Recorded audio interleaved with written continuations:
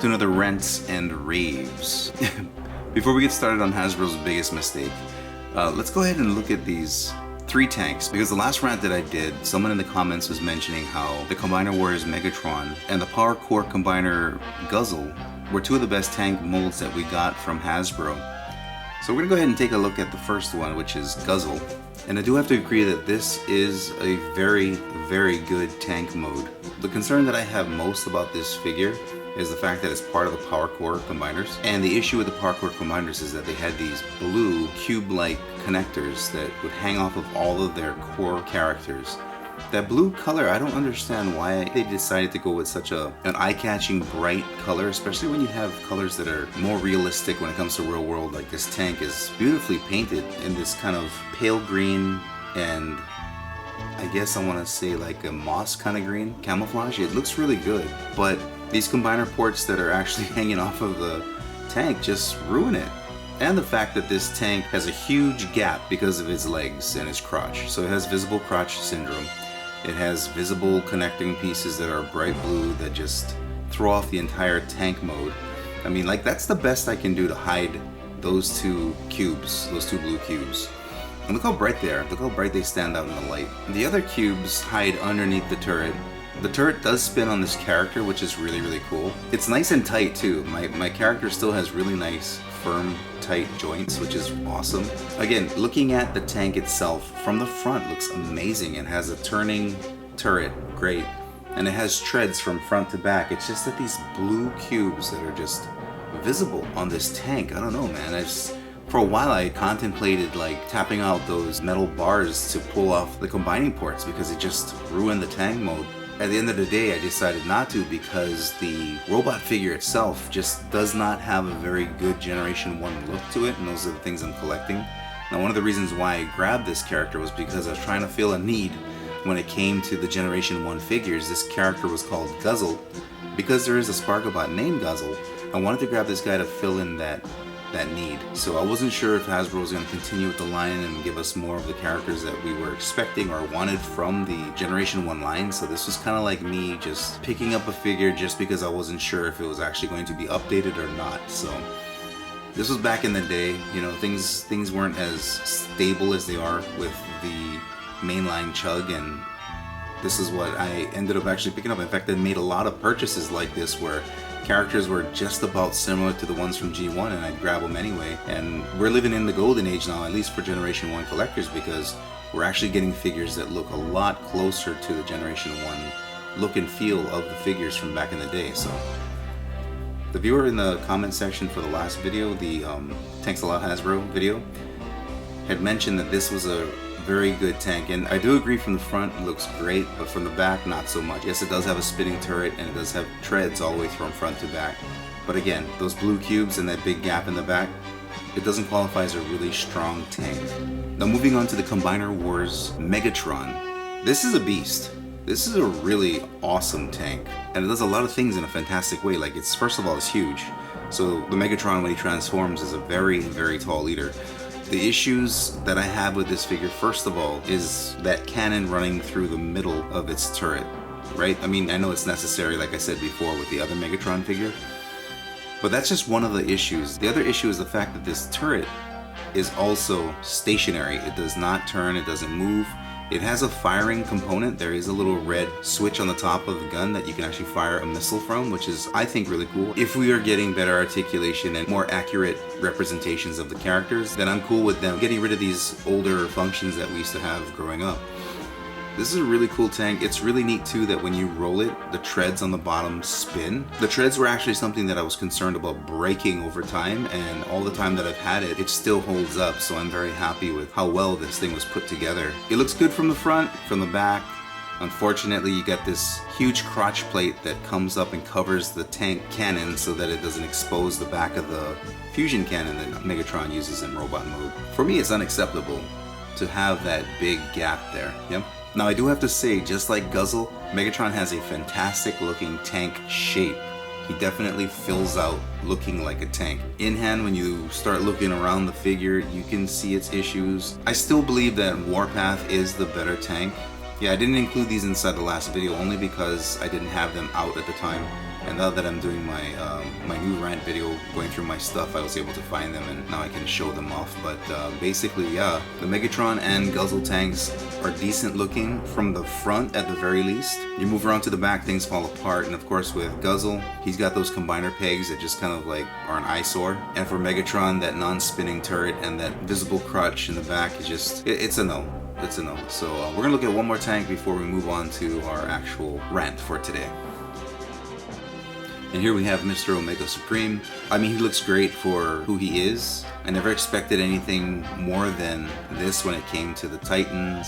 If they started adding lights and sounds and they started adding things like the rotating turret and it being able to ride on its track, this thing could have cost upwards $500. So I understand that cutting these corners and making it affordable for the main line is kind of like a benefit for us anyway. And yeah, like I said before, this character never really looked like a tank when he was going around the track. It was kind of more stylized and more futuristic than actual tank. I love this character, so really, if I were to choose any tank, it would be this guy.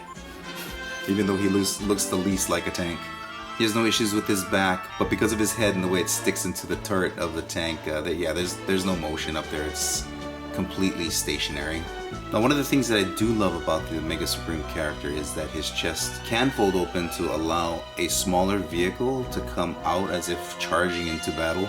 His lasers can also tilt upward, and so can his cannon, which adds a little bit more playability to this character, which is something that I love a lot. So today's rant comes to us through a new leak or a new listing of a Combiner Titan style character named Monstructor.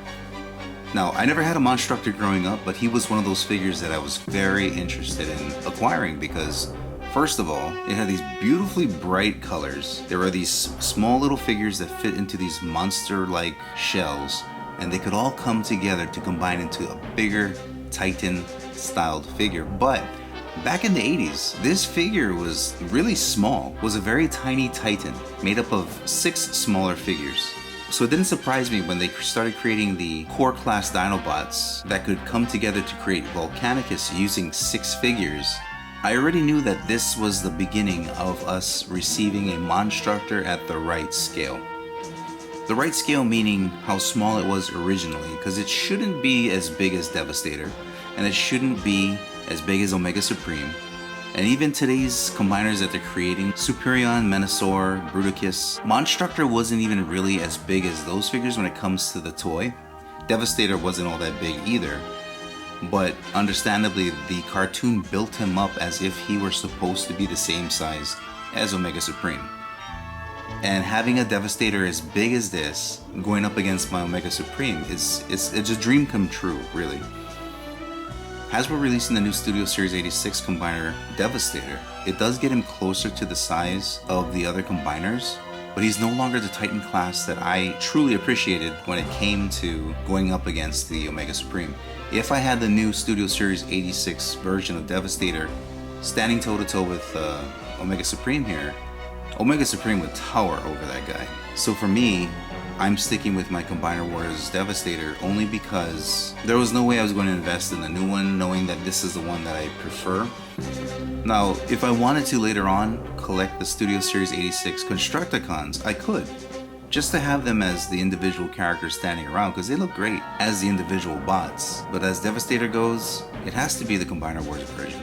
Yeah, the new Studio Series 86 Devastator has tighter joints, better articulation, but at that price currently, and at the size, I don't think so. It's not my jam. So later on, if I decide, if it goes on sale, maybe I'll go ahead and pick them up for their individualized modes, but not for Devastator. Devastator deserves better, and the Combiner Wars character fits the bill. Now when it comes to Titans as a whole, I want them to be towering over the other Transformers. These things need to be like huge centerpieces when it comes to display. I need to have the smaller characters working their way around the larger legs and feet of these behemoth figures, That alone is what evokes the feeling of grandeur when you have these smaller Transformers like the Minicons or the Minibots moving about these Titans. They really truly do look titanic. So when I'm talking about Hasbro's big mistake, I'm not necessarily talking about the upgraded Combiner Wars Devastator into the now Studio Series 86 Combined Devastator. That figure's great. And I know it makes a lot of people happy, not for me though. And so now we're kind of moving into where my gripe is going. I'm not even gonna try and get these guys to stand up, and I don't have the space for it. So this makes me happy. Looking at these two figures side by side makes me extremely happy to see. It makes everything right in the world. It's kind of like parents, you know, you need a mother and a father, best friends, you have you and your friend, right? There's just something about having the couple put together. Just makes it all better, you know? So when the Scorponok finally came out to pair up with the Fortress Maximus, that was an exciting time. Right? Because the Fortress Maximus, when he came out, he was kind of very limited in his articulation, but at least he had some. He's a massive character. He came with his headmaster, who is, I believe, Cerebro, and a smaller headmaster for him, which was Spike. Cerebro was manned by Spike in the cartoon, that's who it's going to be. And then we have the Scorponok that had Zarek. Now, the original Scorponok, it only had a single headmaster. This one actually has a headmaster that is his headmaster, so it's really, really cool. So the head is Mega Zarek, and the smaller head that goes onto the head is Zarek. And that's what I like to call him anyway. I think it's kind of cool, but we have these other characters here on the side of their legs here. Scorponok teams up with Fast Track, and of course Cog comes with the Fortress Maximus set here.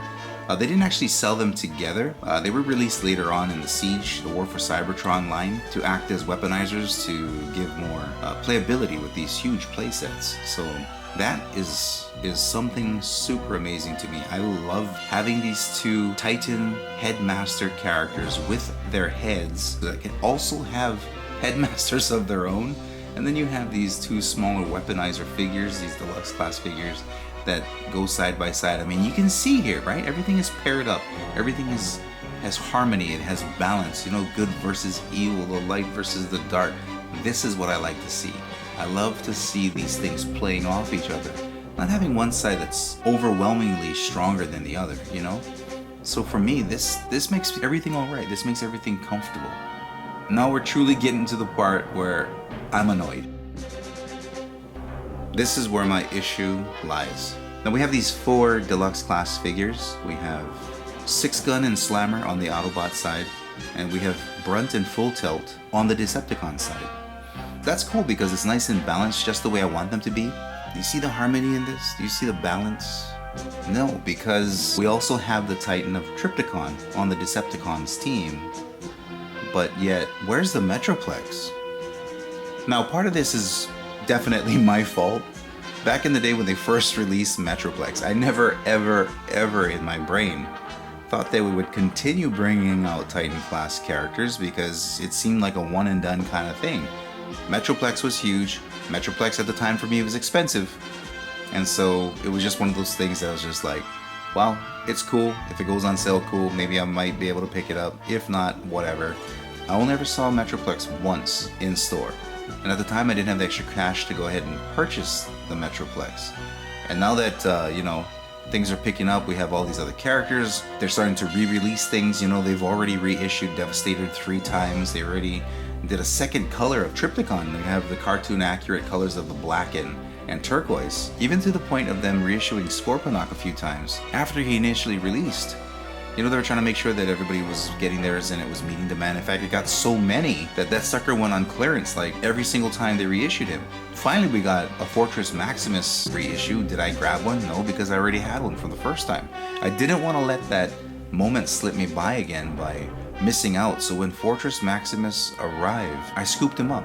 I decided that it was too important, for me anyway, as a collector, to make sure that I got a hold of this figure. And now because I screwed up and I missed out on that chance to grab that War for Cybertron Thrilling 30 Metroplex that didn't even really look like a Generation 1 version of Metroplex. I have this huge gaping hole, this titanic pit missing from the harmony of my collection here. I'm seeing Hasbro re-releasing these figures. You know, those combiners are coming back out. Now they're finally bringing out a Monstructor, because a Monstructor was never ever in the works before. Never ever had word that during the Combiner Wars series they would ever release a Monstructor. I mean, they did the Seacons, barely.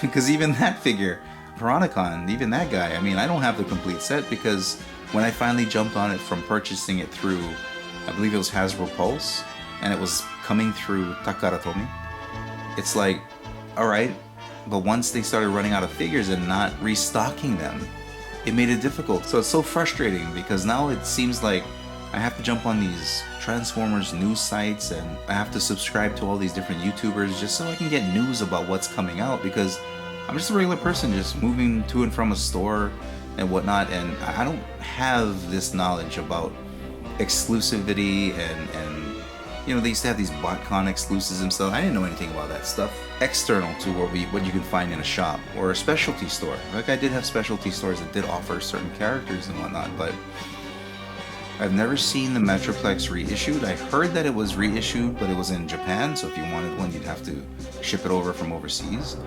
I mean, I guess that's cool for some people, but I don't really purchase anything outside like that on these external websites because I'm not sure what they're going to do with your information, or, you know, if it's legit or whatever. I don't know if it's going to actually get here. I don't know what kind of condition the figure's going to be in when it finally arrives. You know, there's so many things that just... There's too many issues when it comes to it. So it's really nice to have these domestic purchases that you can just do by walking in the store and picking one up. But over the years, you know, things have changed. You know, Amazon has become a big part of how we acquire things. You know, with the convenience of not having to drive anywhere or look through the store for anything, it's been really nice.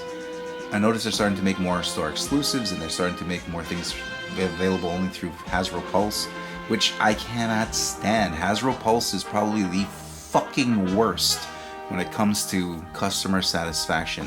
The last thing I bought from them was the comic style Grimlock, and that thing took over 2 months to get to me, even though they shipped it the day it released. And I was livid. I was trying to contact them over and over again to find out where the hell my piece was, and all they could say was, oh, it's been shipped and da-da-da. So the thing finally comes in, and I'm like, I understand they're trying to save money, but I mean, the amount that it cost to ship the damn thing and how long it took them to get it to me, it wasn't adding up. So I know these guys are like cutting corners. They're penny pinching on top of the figures. They're doing all these shady practices just to save a buck here and there, and it is frustrating for me, and I'm sure many other collectors. There was a recent stream about the designers thinking about going back and retooling the Metroplex figure from the Thrilling 30s to give it, you know, more articulation and whatnot, and that's great. That's fantastic. Some news would be nice, you know, some actual solid news, because the mold exists. The mold is there. And if all you're doing is just putting in some ankle tilts and putting in some better joints here and there, I mean, there should be something by now that you could be showing off. Like, Hasbro is so tight-lipped about all this crap, and here we are receiving leaks about the upcoming Monstructor.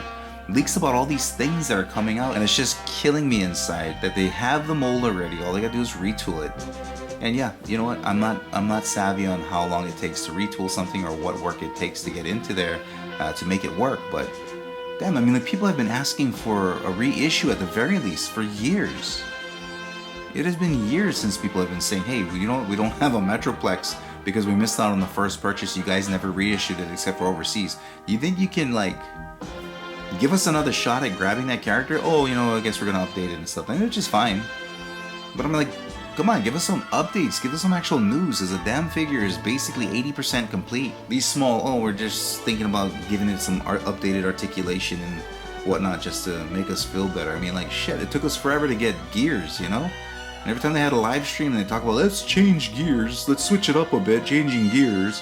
I'm like, yeah, okay, and then they canceled gears, they announced them, they canceled them, announced them, and cancel them. It just takes Hasbro so damn long to come out with this stuff, and I realize they have all these other mainline figures that they're bringing out. Sometimes it just makes me freaking wonder if they're actually paying attention and listening to their fan base, or if they're just writing everybody off and just doing whatever they want to do just to build that whole FOMO thing, right? The fear of missing out. It's like, once we release this new Metroplex, he's basically going to be the same as the original Metroplex that we were selling back in the day for whatever, $100 or whatever, and now we're going to charge like $300 for this thing, and it's going to have an ankle tilt. But I mean, you know what? I mean, maybe they might prove me wrong. Maybe they might have tampograph stickers and stuff. You know, all the different details and whatnot will be painted on top of the newer figure coming out. Maybe they'll change the design so it looks a little bit more G1 rather than stylized like the War for Cybertron game. Maybe they'll change the face. They're definitely not bringing out the electronics, lights, and sounds. I know that. They're going to definitely be taking that shit out. And so with the announcement of the Monstructor, I'm just like, dude, come on, what's happening? Let's get the ball rolling. Let's get a Metroplex. Now, there was some interesting news before I started filming. They didn't say anything about Metroplex, but there was a leak. I believe it was JT Prime that said this, or that actually broke this. They have in the pipeline a couple of characters that are very, very interesting to me. The first one being Transformers Age of the Prime Deluxe Energon Cybertronic. And the second one being Transformers Age of the Prime Deluxe Energon Cybertread. Now both of these figures are going to be retools of the two figures you see on the right, Slammer and Six Gun.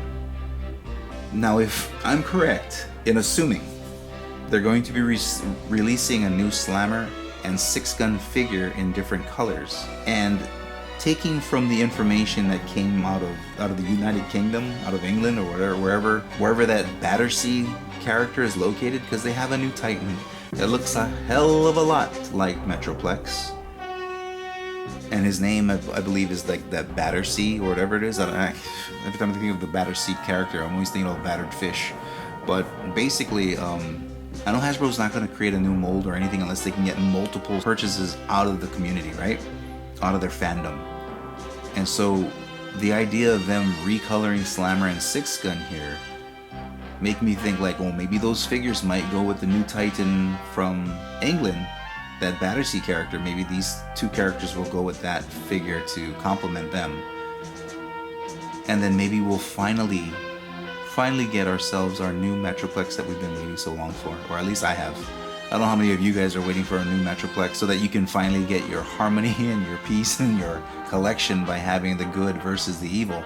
You know, because I am so ready. I am so ready for there to be a new Metroplex, or at least a reissue of the old one. I mean, like something. That's so desperate, right? That's so desperate. I mean, if Hasbro came out with just a reissue of the old Metroplex right now, I'd grab it. Like, even if this other new articulated one was coming out, shoot, I'd still grab it, because they've accomplished their mission. They made me annoyed to a point where it's like, I'm getting this freaking character regardless of what it is, reissue, retool, whatever, and whatever price it is, because it is the missing hole in my Season 2 figures. He's the only figure that I'm missing from the 1986 characters that have been released. That's it. The only one I'm missing. And once he comes out, I can shut that door. When Monstructor comes out, I can check off 7 characters from my, was it 1989 collection? Jeez. I'm ready for the new Titan, because to me, honestly, this is like their biggest mistake, their biggest flaw, is that they haven't come out with the new Metroplex yet. And I see what they're doing. I know what they're doing. They're trying to release the one that they don't feel is going to sell well first, so that people jump on that, maybe in the fear that they won't be getting an actual Metroplex recolored down the line. It's exciting to see that they have these new deluxe weaponizers coming out, because that kind of feeds the fuel that the new Metroplex is on its way. I know they've already said that it's on its way, and that's exciting, but it's like I'm kind of just chomping at the bit, waiting for this thing to come out, and it's kind of frustrating. He is the last figure I need for my 1986 line, and he is the last Titan. We've got the first 2 Titans, Devastator, Omega Supreme, second 2 Titans, Trypticon, and the missing Metroplex. You got the third Titans, which is Scorponok and Fortress Maximus. Let's go. Let's do this, you know? Let's get this thing done, you know, because I don't want to purchase any more Titans after this. This is it.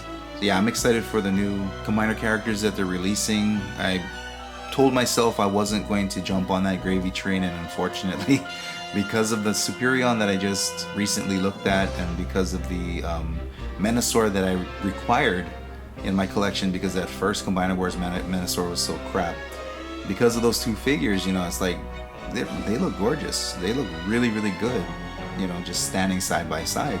The Bruticus looks amazing. I was just watching this video from Toys R Us, and damn, that character looks phenomenal. Like, he looks great. I am eagerly anticipating the release of that character, so my poor Trypticon has somebody to bite. Other than that, all he does is sit around scaring our house cat. I need my Metroplex, and I'm just like, the next time a character like even Monstructor, the next one that comes out that I really want in my collection that I'm skeptical about, or I'm like, oh, maybe I'll wait for a sale. There's no point. There's no point in sales. I think it was just a fluke that I got the aerial bots on sale, because I'm looking at the prices of the Combaticons and either they're always sold out or they're like $10 more than they're supposed to be costing. So, yep. But here's the real question. Here's the real question, and I'm gonna leave it here once I'm done asking it. When the new Metroplex comes out, are they going to repackage and sell separately the Scamper that was in the box? Are they going to retool that into a deluxe class figure and sell it separately? Or are we having Scamper packaged in with Metroplex? I have a feeling, because it's Hasbro, that we're only getting the Metroplex. I hate to say that, but it kind of makes me feel like Scamper's not going to come along for the ride, and we're just going to have to find that guy separately, and it'll be one more character that I'll have to collect to finish my 1986 line. So frustrating. But anyway, that's the end of the rant. Talk to you later. Peace.